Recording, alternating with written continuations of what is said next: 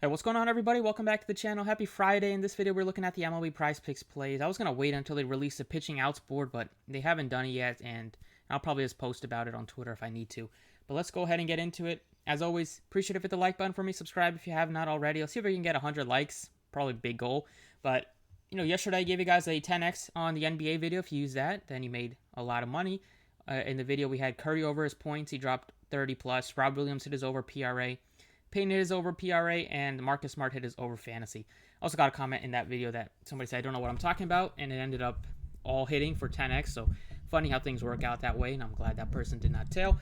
But let's go ahead and get into today's video. If you want to sign up on Prizepicks, if you haven't yet, use my code PROCESS. I'll match your first deposit. Check out all the other links that I have down below in the description. So I'm going to be sticking with the strikeout props today. I'll have some first or pitching outs props out on Twitter once that gets released. That's a mouthful. But the first one I want to go ahead and share with you guys is going to be Lucas Giolito over 5 strikeouts. And I want to get these Prizepicks videos out as soon as I can because they are adjusting the lines very rapidly. Like Morton's is up to 6.5 now. I was thinking about going with Hunter Green, but now he's up to 7, so I can't really feel great about that. I liked him a lot more when he was 6.5. But Lucas Giolito, on the other hand, I feel very good about this one. Anytime a pitcher's going up against Houston, they have a very low total with their strikeouts. But if we look over here on Giolito, this is something that he's hit 80% of the time this year. Just looking at this season, the only time he hasn't hit that was against Cleveland, who have the lowest strikeout rate in MLB this season by far. And then he missed it against the Rays. But otherwise, he's gotten you at least 6, and most of the time he's getting you at least 7. So we have a pretty good security blanket here for Lucas Giolito. If we look at his stats last season as well, he's hitting this about 70% of the time, and that's a 5.5. If we just bump it down to 5, it's at 76% now that he's hit this. He goes deep into games. He has faced this team quite a bit. He has some decent numbers against some of them. But the thing that really makes me like Giolito right now is just looking at how he's been pitching recently. So if you look at just this season for Giolito, he has a crazy 30.7% K rate. He's going to face off against a lot of lefties in this lineup. Well, 3 lefties, but there are some of their better hitters and some of the guys that don't strike out too much, like Alvarez, Brantley, and Tucker.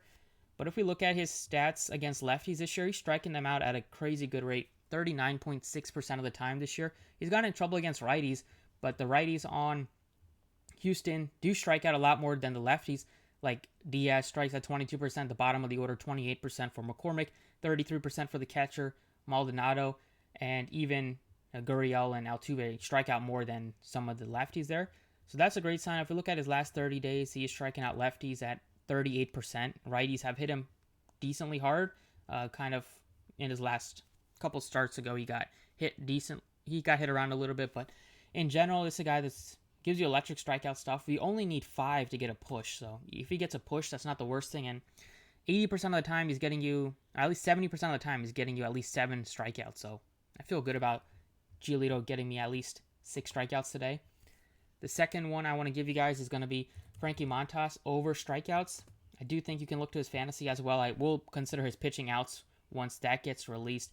But if we look over here on Montas, this is the guy that goes pretty deep into games. He gets a good matchup against Kansas City. We can pull up Kansas City's numbers and how often they strike out. Even in general, they don't strike out too much, but their individual hitters, you have some guys that will strike out a lot more than others. So this is just based on last 30 days. Look at this season stuff. You're getting good strikeout upside for him against guys like Bobby Witt, Perez, Melendez, and then the bottom of the order will strike out a good amount. Only guys he might have some difficulty striking out would be Merrifield, Benintendi, and possibly Nicky Lopez down there. But in general, Montas gives you great strikeout upside against both sides of the plate, especially against righties. He's striking them out at almost 30% of the time this year. And if we look at this lineup that he's going to be facing, he's going to be looking at least 5 righties, and he's going to be facing off against a switch hitter in Carlos Santana, who's not really that scary from either side of the plate. So do like the upside that he's going to face a majority of right-handed bats here. And if we look at just the electric strikeout stuff that he gives you he throws a bunch of different pitches. Yeah, so he really mixes it up. So if you wanted to mess around with it, you can, just by putting in like almost a 96 mile per hour fastball he can hit. Not a lot of success here besides maybe Carlos Santana has hit that pitch well recently. But if you look over on DraftKings, he's done a good job of getting at least 6 strikeouts in most of his starts this season.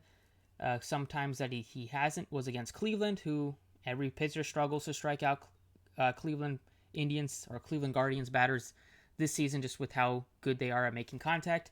But he had 7 Ks against Boston the other time out, had 11 Ks against the Texas Rangers, and then 2 strikeouts against the Angels. But that one, he only threw 24 pitches, so you can't put any stock into that one. He was on pace to hit at probably at least 6-7 strikeouts the way that he was going, 2 Ks and 5 outs. And then he's gotten you at least 6 strikeouts here down. Even against Cleveland, got you 6 earlier this year. So in general, he's hitting this a lot of times. I feel pretty confident. Don't know if this is a part of their trends. If we look at opponent, Hunter Green looks good, but now he's up to 7, so I don't feel great about putting him in. But if you look over here on Props.cash, you can get yourself a very good idea of which guys have been hitting their props recently and which guys you might want to avoid. Like Lucas Giolito's line on Sportsbooks is at 5.5, and on Prizepicks is only at 5. So in general, I feel good about Frankie Montas getting me 6 strikeouts at least.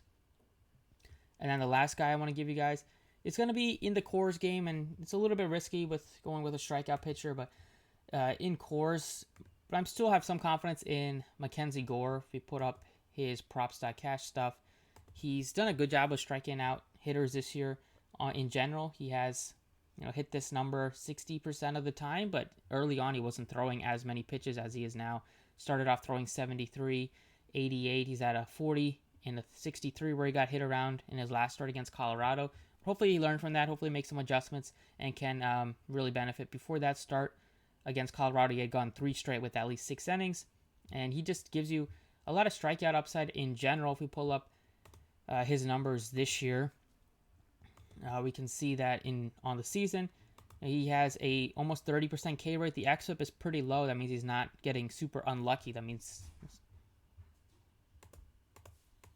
and if you look at this lineup here, it's going to be facing off against a lot of righties. I see about 2 lefties in the lineup here, and you might think that might be a bad thing for him, but not really. He's done a great job of striking out righties 30.6% of the time. He's striking them out 7% more than he is striking out lefties. So that is a great sign for Mackenzie Gore. The number is very low for a guy that gives you 96 mile per hour fastballs. He can mix in his curveball and might not use that too much here in Coors, but who knows? We've seen some guys that you can definitely strike out would be Crone, bottom of the order, Grichuk, McMahon, Connor Joe, even Blackman strikes out a decent amount. So I like Mackenzie Gore a lot. He also gives you upside. He's had multiple starts this year with 10 strikeouts. A couple of times that he hasn't hit his strikeouts was last start against Cleveland early on in the season, but I do think he can get me at least 5 Ks, and sportsbooks do like the over here. So that's what I got. Once they have the pitching outs board, I have some more that I like. In terms of the fantasy scores and the batters that I'm looking at, if you're looking at the Phillies here, load up on them. The first game, they should have absolutely crushed. The scores are bumped up a little bit, but Harper, I love him today. I think he can hit a bomb. Schwarber's red hot right now. 2 more bombs for him last night. And then I'm looking at the Coors game to get some of the more batters in the later games, especially Manny Machado going up against the lefty. He has great success against lefties, and Freeland just doesn't strike people out anymore below like 15-16% K rate for him this year. So I'd be looking to Manny Machado. Luke Voit, once his prop gets released, I like Machado over 9.5 fantasy. And in terms of nerfies, if we do get Pablo Lopez starting for the Marlins, and it might be up in the air, they said they hope that he can start this weekend if he does start today. He's going up against Carlos Carrasco in New York, so that one looks like a great one to take the under half a run. Otherwise, maybe you can consider taking the over in the Padres-Rockies game. And then I don't have too much confidence in any of the other ones besides this Seattle one. You can take the under, low total there. Late game, night game in Seattle, ball doesn't carry too much. And then possibly taking the under in the Athletics game. Depends on who's pitching for the Royals. So, but that's it for the video. Hopefully you guys enjoyed. Hopefully you make some money today. If you want more updates, follow me on Twitter. And best of luck today.